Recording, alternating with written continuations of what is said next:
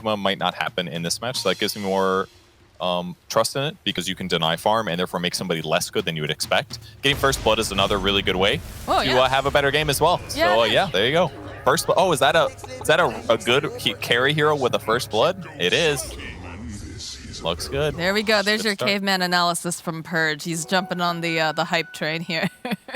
First blood, good. There For we carry. go. Yeah. Make strong, big. That's it. Now you just sound like Mogamak.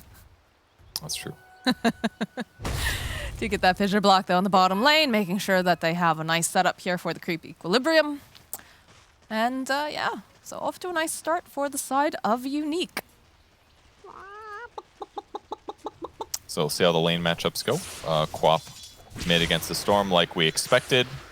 Storm going to do the typical push out the range creep, get 2 last hits with the Remnant stuff while trying to stabilize his regen. Wraith King, Crystal Maiden are going to be laning against the Bloodseeker and the Shadow Shaman. Bloodseeker, very good lane sustain typically, which makes that a bit hard.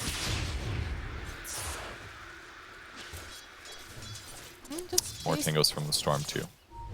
Basic stuff going on in the mid lane, just spamming out the dagger, trying to chip away at his health. Nothing too exciting just yet. Everyone seems pretty content to just sit back, hit creeps, maybe get a courier snipe here or there, but not this time, not just yet. Both of the supports in the bot lane with 2 boots should make things fine. A little harassed on the Bloodseeker though. He's Just fine. now getting 2.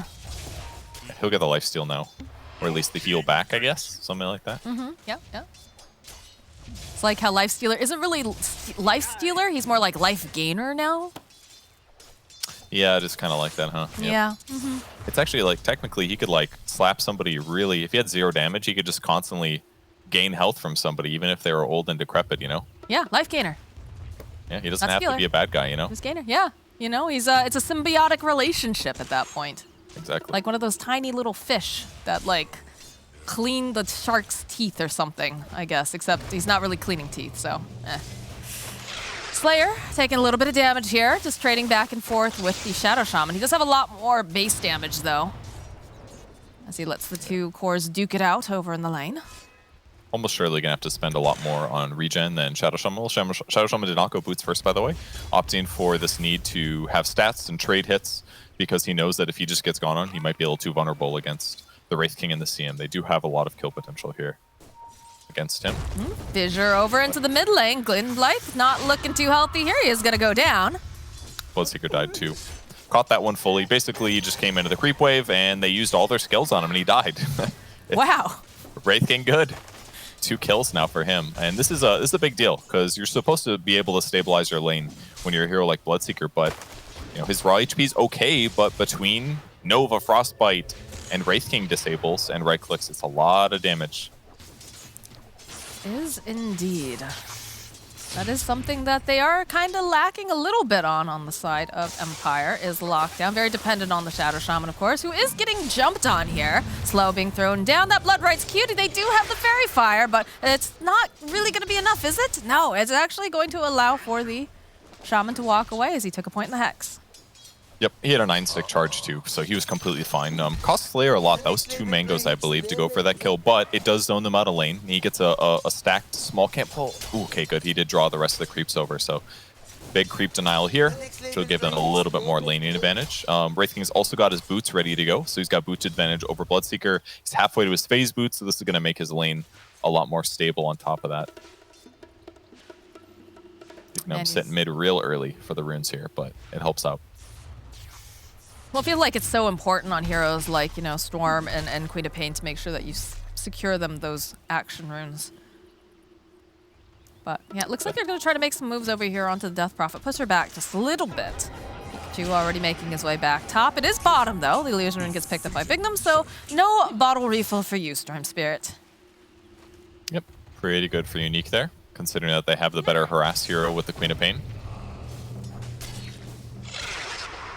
Doing his best to harass Slayer, but Slayer playing a great Crystal Maiden. He does not give first blood, he collects it.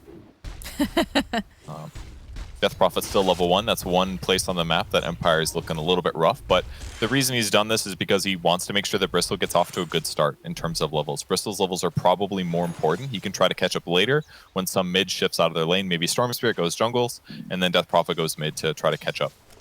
Get that crucial level 6. So as long as Smiling Knight's levels can be okay, he can lane pretty consistently here, but Enigma's doing better, straight up. Is he still fighting those illusions? Gotta do something with this time. Yeah, that was a lot of time spent on that. But 5-minute runes are coming up, so you can see that people are making this rotation. They'll see the stack that's coming out here too, that Sayyi's been hard at work trying to make, but they'll block it up. Couple pings over on that tower. Stacks are for Bristol, probably, but with only a 2-stack large game, might not be that good. This is looking like a dead Say. Here they go. They drop the blood right. Not going to be able to get the final hit off, though, as the Fissure comes out from Bignum. He's trying. Off the mark. Very close to getting that kill there. I think they stacked their disables a little bit there between the Frostbite and the stun, but maybe he needed to throw it early to I think it was because of the Hex, yeah? Yeah, probably needed to protect himself. It's got phase now, too. So, and level 5 picked up more damage here. Certainly a much better chance of that kill succeeding again. And because there's no Tranquil Boots on Shaman as well, like that still is really good for Unique. He's not going to be able to just reset with full HP again. So next time he shows again, he's going to get harassed, probably die. Akinart and Bignum waving hello to each other as they meet for their regular rendezvous at the bottom rune spot. Bignum's trying to protect this. Pikachu bottling up the double damage. He'll turn back around. They should be able to get an easy kill over here onto Akinart. That's some damage, all right. It's one of those moments where you remember that Death Prophet support has some weaknesses, and it's heroes with DD. Who knew? DD good. To be fair, you know, it's not just Death Prophet support. It's also any support, generally speaking, like Crystal Maiden, for example. That probably would have been a lot faster of a death if she had gotten caught by it. Her projectile almost denied it. It was really close. I thought that for sure she got it. But Queen of Pain, yeah, they're moving over actually to contest the stacks now. This is basically what Shaman has been spending time on here. They're not going to clear it real fast, but the DD is certainly going to help. Only 2 points in Scream of Pain. And Earthshaker's just going to sit back and be ready to deal with things if it gets hairy. So nice little moment to rotate over. Bloodseeker would have farmed this. Maybe Wraith King would have farmed, or Bristleback would have farmed this potentially. And on the other side of the map, Enigma's just solo laning once again. He's got Necro 1 up. So some potential mana drain against Bristol. He's got Soul Ring, so not the end of the world, but just stabilizing his lane all by himself. Okay, the zip in, though, coming out from Gwynblythe. So, Ghost Stick, his Force Back does have enough mana if he wants to try to go for the black hole, and he turns back around again. He knows that the silence isn't there. He'll hold them in place for as long as he can as Pikachu jumps in with the Sonic Wave, gets 2 of them. Thanks to that beautiful black hole, the Fissure comes out. Smiling Knight is dead. Beautiful. I thought he was going to go for the Midnight Pulse. I was ready to criticize him, but with that Quap rotation, Sonic Wave was perfect there, just making heroes disappear. Very smart to use Storm as the guy to jump on Enigma, though. I really like that move because that's the issue with Enigma. He's got so many summons, he's got Necros. It's hard to get past them to initiate on him. But with Ball Lightning, he jumps in right away. He tried to Ball Lightning dodge the initial reaction from Enigma where he would go for the black hole, but he didn't commit to it until that last moment here. And just in time, the Sonic Wave catches everybody. And Earthshaker there as well. Gives them the overall triple kill.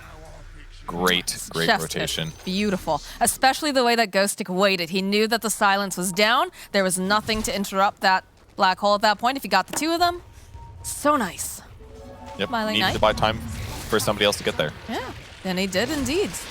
This is feeling real bad here, but Slayer just walks away as there's plenty of follow-up, plenty of lockdown. Smiling Knight, he's having a lot of difficulties because they're just slapping him. It's almost like he's not even a Bristleback there. Yep, rotated a lot of heroes, but much like Axe in the first game, this is how you beat these like ultra tanky heroes. You show up with enough heroes to kill them, similar to Timbersaw. All these like really tanky offlane type heroes. If you just commit enough heroes and you kill them once or twice like this, it slows you down so much. And the other crucial thing, Bristol's only level 6 still, and that's because he was laning against Enigma. It's got less levels, and therefore has less quill damage, less survivability. Even though he had a Vanguard, it was enough to kill him. And now they're pressuring a tower out of this. A great rotation move. Very efficient. I like to see it. Got the boys poking at the tower. You got the Eidolons poking at the tower. And then you have the 2 heroes, too. Bloodseeker makes his way bottom. I don't think they're too concerned about this, though, as they throw out a Wraithfire Blast over onto Eknart. Need maybe a little bit more lockdown. They might be able to find Tushara here. Yeah, they see him. They actually just take down all the trees using that Midnight Pulse, and he does take a couple of these little snaps. Elentimos running after him. They silence him up so that way he's not able to throw the Wraithfire Blast right off the bat, but they'll respect it. They'll back off a little bit. They know that there's no point in diving past that tier 2 right now. Yep, just pressuring a little bit. This is a good way to spend their time. Chipped Vest on Wraith King here is excellent as well, and gonna increase his farm speed, make him feel more capable of being aggressive towards the enemy team. Obviously, getting first blood earlier in the game helped too. Oh, no, it's fine. It's fine. He's fine. He's got a Bloodseeker there to back him up, but definitely was a moment of worry for sure. We have not seen Pikachu other than that one rotation. Honestly, we haven't seen either of the mids make any rotations other than that once. And, oh, another double damage rune here for Pikachu. Oh, say you. No, they'll back off? They're a little scared, I guess. I mean, they had vision of him, but they knew Storm was coming over. And yeah, Pikachu could jump in and with Earthshaker maybe kill the Shaman. But if they don't burst him in that initiation, Shackle comes out, Storm follows up, and Quap definitely dies. Right. So they had to be a little careful there. On the bright side, still 4-0-2 Pikachu, like he's still very happy. He needs 400 gold till his Orchid's finished, and their map is so much more open than it was before, especially because between Wraith King and Enigma, they can easily pressure in side lanes, and that's going to give more opportunities for Queen of Pain to jump in and find good ghosts. Smoke up coming out from the side of Empire. Hoping maybe they could get the jump over here on this Earthshaker. Just kind of hugging over on the tower. Smiling Knight will back off a little bit for now. They're hoping maybe someone else will show. Maybe he'll come up the ramp here, but there's Cardi. Windlife. They had Hex. In position, just zips on in, drags back, followed up with the wards. And the Hex, they should be able to find this victim. No, not quite as they go, and they finally gonna save. Pikachu is just running at them here. Smiling Knight. He's been left behind here, as you can see the rotation coming out now from Slayer. Goes, throws out the slow, has the Frostbite, and is very tanky, but not against all this magic nuke damage coming out of Slayer. Gets the kill. Slayer's owning on CM. It's like consistently playing so well, but great positioning by Bignum as well. Sits really far back there. They had a little bit of contribution or like a hard committal there to Earthshaker. They had to overextend it. Ideally, it would start with a Hex first, then Storm would go in, but Storm's instead forced to pull instantly. And I think the Shaman was a little bit hesitant to use Shackles there. Maybe it's too far. Maybe he ward blocked himself, but as a result, the follow-up was just way too much damage. Quap once again rotating perfectly to save her allies. And this basically means that she's constantly farming, and every time, like, she lets the kills come to her, basically. It's perfect circumstances for these mid-type heroes when it can be like that. Save your allies and get a kill while farming in the meantime. All right, attempt number 2 here, but where is your TP just cancellation? You don't have it on a Bristleback. Not now, anyways. Yeah. He's just here to push waves, and I mean, he does force him out of the lane, but that's the best thing. It's delaying the Blink Dagger by a little bit, but this is still going to be an amazing timing. 400 gold away for Earthshaker, so he'll be there very shortly. God, imagine how differently that whole fight top goes if Pikachu wasn't in that position. Like, they had the wards right at the wave at the same time. They could have gotten a kill. They could have put more tower damage down. Yeah, might have been able to kill the tower pretty hard with tier 2s usually, but towers don't split damage with Glyph on Plague Ward or the Serpent Wards, so yeah, could have done really good. Yeah. Maybe they go under tower, though. They're rotating over with all their summons. They've got Necro Free as well. Got the Shara throwing down the blood right. Look at this movement coming out. They're hunting. They're hoping that somebody comes forward. Say, does show himself. Glimblight is nearby as well. But they do have the black hole up again. You got to be really careful. Quap has like very few threats here. I feel like it's just like Shaman disables. I guess Silence is a little scary from Death Prophet. And then obviously Bloodseeker Silence. But it just feels like if they make any overextends on the Empire side, the Unique's going to punish really hard. Blink Dagger's finished on Earthshaker. Just 20 gold to go. Unless he dies right now, he's got a Blink Dagger. So, Smiling Knight's getting stuff on the map, but his net worth isn't, like, massive, so it's going to put him in a weird spot for a while. Feels like, strange. They're just going to ignore him. Yeah, I feel like he should be further ahead and really be placing a lot of pressure down. And it feels like it hasn't felt that way. Like, and I think part of it is because of the way that Unique immediately rotates, right? We saw in the bottom lane, he got jumped on, and they just CC'd him totally. Double damage does get picked up over here on Bloodseeker, but again, they don't feel comfortable going in on that. Yeah, you're right that it is the rotations, but also it's the Enigma Eidolon stuff. He denied a lot of experience by denying range creeps. It's that they rotated and killed him twice. And yeah, he's still farming now. They also took his stacks, so this is his first stacks he's getting at 14 minutes in the game. So it's certainly a mix of issues. But Bristol, who's ahead, an incredible hero. But if he's like about the same, it doesn't feel the same impact. Oh, hello, Bloodseeker. The rest of the team is here, though. The Atos gets thrown out. Nice fissure. Echo Slam over onto the back lines. Lands onto 3. Petushar is just eliminated. They'll drop the wards. Eckhart taking a lot of damage. Pikachu finding the opening. They'll burst down the Death Prophet here as Smiling Knight. He's very forward, but can't do anything beyond just kind of throwing his body at them. They're happy with that hit and run. Absolutely. Still have Black Hole available as well, so they don't lose much. Just Echo Slam's worth it in that circumstance. Get those important core kills. Picking up the Death Prophet for Exorcism as well basically means that now Death Prophet, when she respawns, she's got 3 points and a silence, and that's about all she's accomplishing. She's a little tanky, but the pressure continues for Unique. They haven't used Wraith King ultimate. Wraith King hasn't been pressured at all.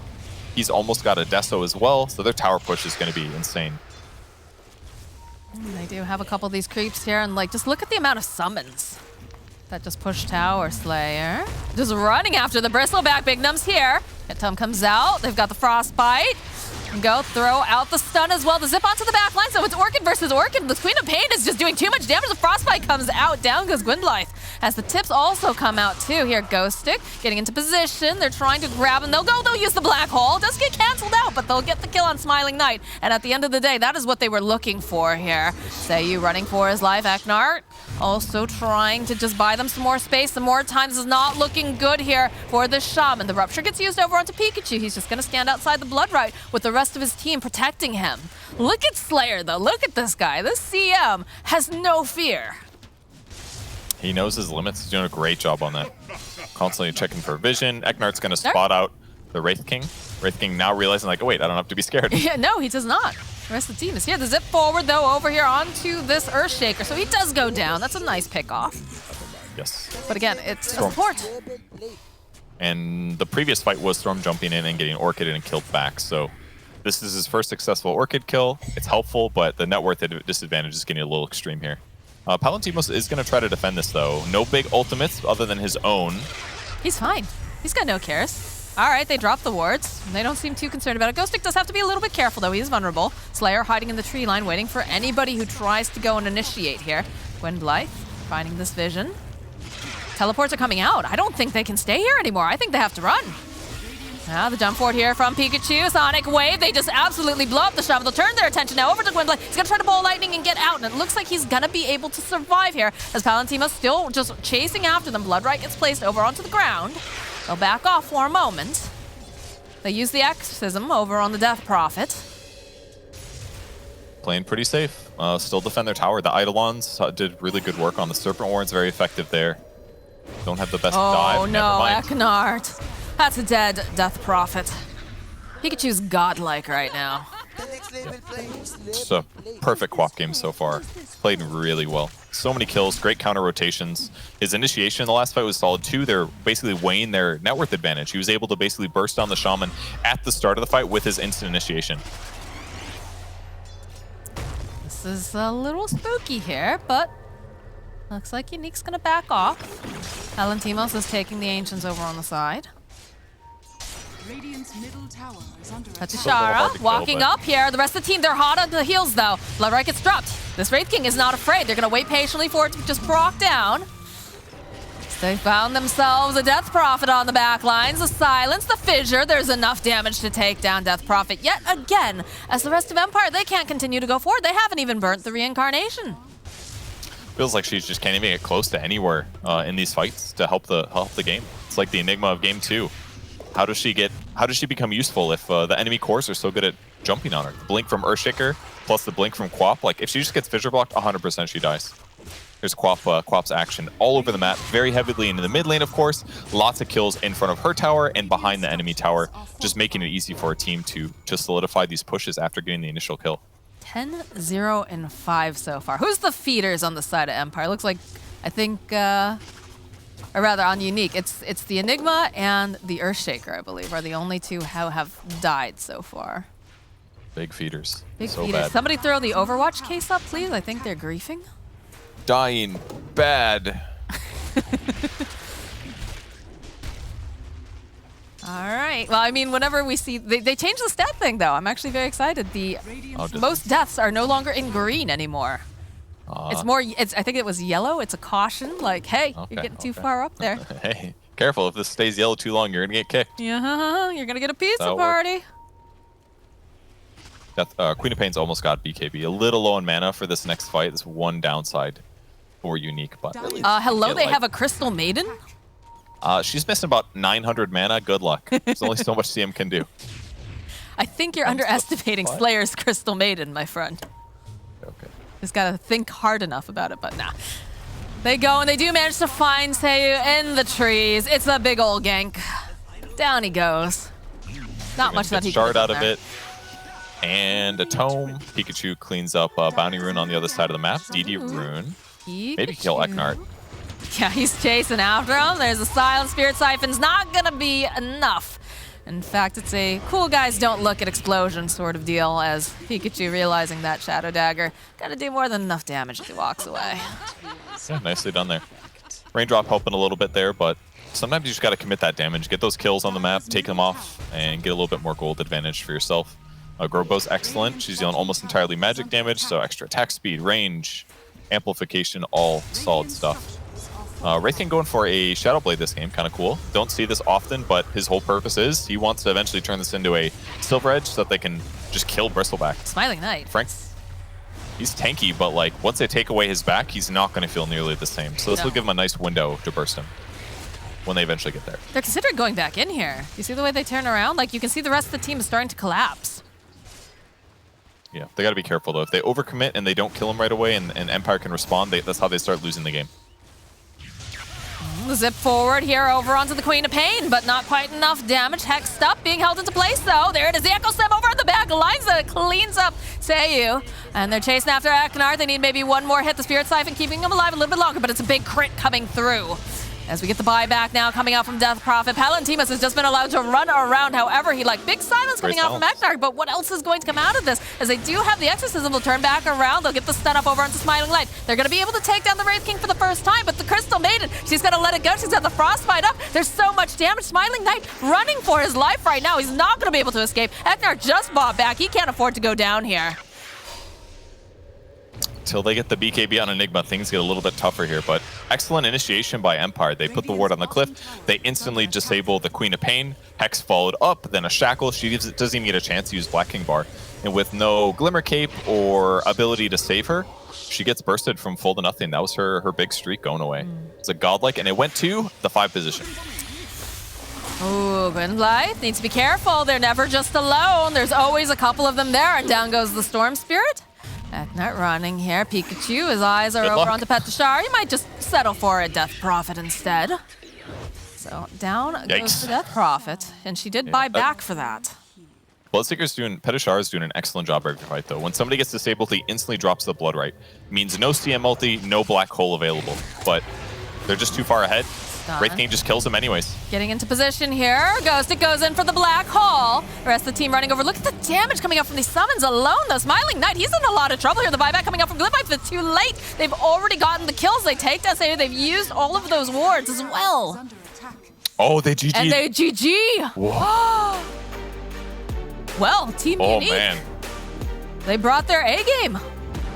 You know, the other day I was sitting here thinking, like, that's a lot easier to do Weatherman these days because teams do not give up until it's like